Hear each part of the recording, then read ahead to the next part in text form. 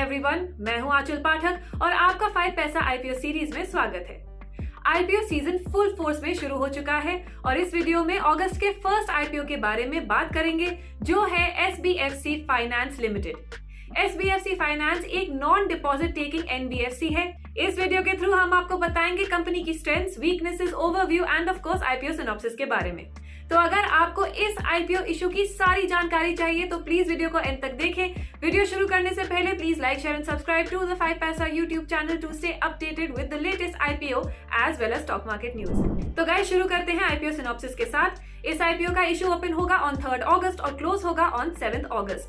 IPO की total worth है 1025 crore rupees. इसमें फ्रेश इशू है 600 करोड़ रुपीस का और एक ओएफएस भी है 425 करोड़ रुपीस का।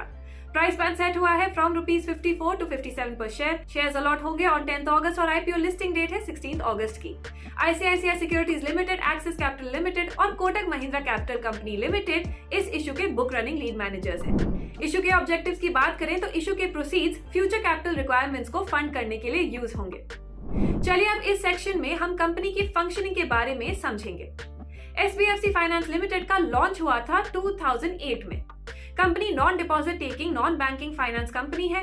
इनका कस्टमर बेस काफी डाइवर्सिफाइड है और ये entrepreneurs, small business owners, self employed individuals, यहाँ तक कि सैलरीड और वर्किंग क्लास इंडिविजुअल्स को भी इंक्लूड करता है।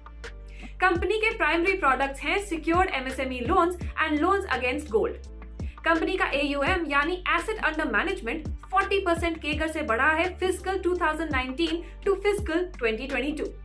Company 105 plus cities across 16 states and 2 union territories में प्रेजेंट है और इनकी 137 ब्रांचेस हैं।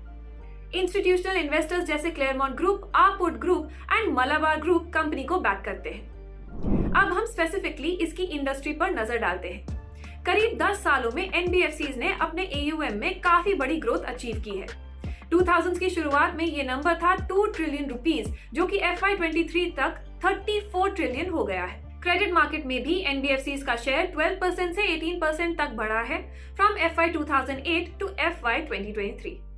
इस सेक्टर की growth digitisation, customised product offerings और अच्छी कस्टमर सर्विस की वजह से हुई है। और तो और एनबीएफसीज इंडिया में under serve and low income customers को भी केटर करते हैं, तो फाइनेंशियल इंक्लूजन के लिए ये बहुत बड़ा स्टेप है। बात करते हैं फाइनेंशियल्स के बारे में। The revenue from operations was reported at 732.81 crore rupees in FY23 against 529.05 crore rupees in FY22 and 507.09 crore rupees in FY21, up by 38.51% in 1 year and 44.51% in 2 years.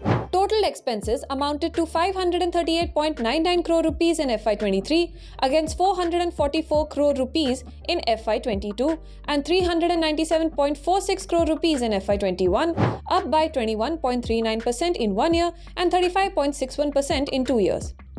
PAT was marked at rupees 149.73 crore rupees in FY23 against 64.52 crore rupees in FY22 and 85.01 crore rupees in FY21, up by 132.07% in 1 year and 76.12% in 2 years. Total assets for FY23 were reported at 5,746.44 crore rupees against 4,515.03 crore rupees in FY22 and 4,231.19 crore rupees in FY21, up by 27.27% in 1 year and 35.81% in 2 years. Total liabilities for FY23 were reported at 4,019.17 crore rupees against 3,227.86 crore rupees in FY22 and 3,026.08 crore rupees in FY21, up by 24.52% in 1 year and 32.82% in 2 years.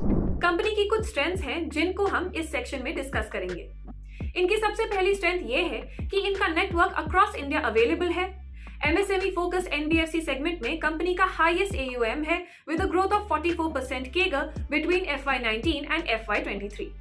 Company ने अपना loan portfolio in house build किया है और ये करने से इन्होंने sales agents और कनेक्टर्स पर अपनी डिपेंडेंसी डिक्रीज की है। कंपनी ने कंसिस्टेंट फाइनेंशियल परफॉर्मेंस भी दिखाई है। The company has also showcased disbursement growth of CAGR 40% between FY21 and FY23. अब हम कंपनी से रिलेटेड कुछ रिस्क्स को समझेंगे। अगर बोरोवर्स रीपेमेंट में डिफॉल्ट करें तो ये कंपनी के बिजनेस को अफेक्ट करेगा। इंटरेस्ट रेट रिस्क और इंटरेस्ट रेट वॉलेटिलिटी कंपनी की नेट इंटरेस्ट इनकम और नेट इंटरेस्ट मार्जिन को इम्पैक्ट कर सकता है। Cash flow from operations is negative. अगर कंपनी की क्रेडिट रेटिंग नेगेटिव हो जाए तो ये ओवरऑल बिजनेस को इम्पैक्ट करेगा। मेरी तरफ से फिलहाल इतना ही। अगर आप इस आईपीओ के लिए अप्लाई करने वाले हैं तो हमें कमेंट सेक्शन में जरूर बताएं। सी यू सून।